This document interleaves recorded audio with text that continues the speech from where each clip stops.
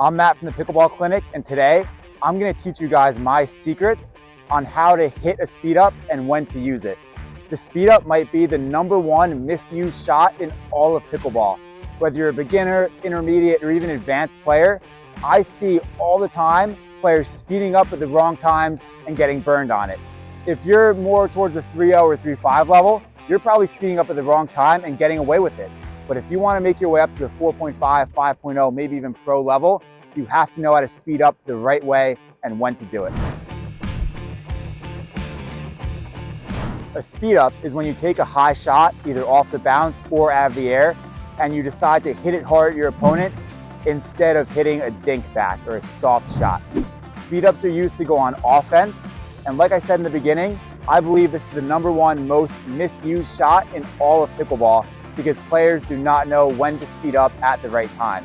If you want to be successful with your speed ups, you have to pick the right time.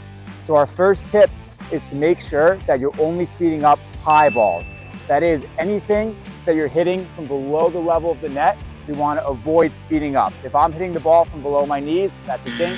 If I'm hitting the ball right around the level of the net, either off the bounce or out of the air, that's going to be my cue to speed up. So if I get into a dink rally and the ball's high, I go. I'm speeding these up. Even this one off the bounce, I can speed up. But if I'm getting low dinks, so I'm on my dink rally here, I'm not going to speed these up. They're too low. I'm hitting these shots by my knees. If I try to speed this up, it goes in the net. Or if I hit it over the net, it goes out. Or if I hit it soft, then my opponent's going to slam it. When I'm going to hit my speed up, I need to make sure that I'm disguising it. So our #2 tip is to keep the backswing short and make it look like it's a dink. So your preparation should lead your opponent to believe that you're just going to dink it back instead of hit it hard.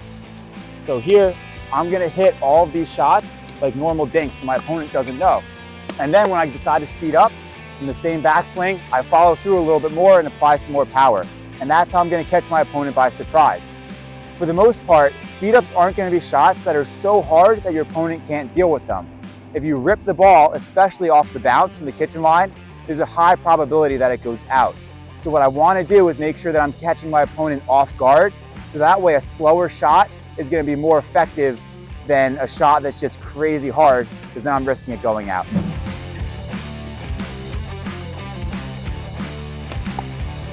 When we go for our speed up, we get super excited, so we might go to our stance and give away to our opponent that it's going to come hard. So I want to keep the backswing as small as possible. So if you see here, if I take my backswing, my opponent's going to be ready and I'm burned. And our third tip now is going to help to guarantee that you're winning your points when you make your speed ups. And that is to always be prepared for the next shot. The higher level you're playing to, the more likely it is that ball is going to come back. And the harder you hit the speed up, the faster it's going to come back at you. So no matter what, whether I'm dinking or speeding up, I'm always ready for the next one.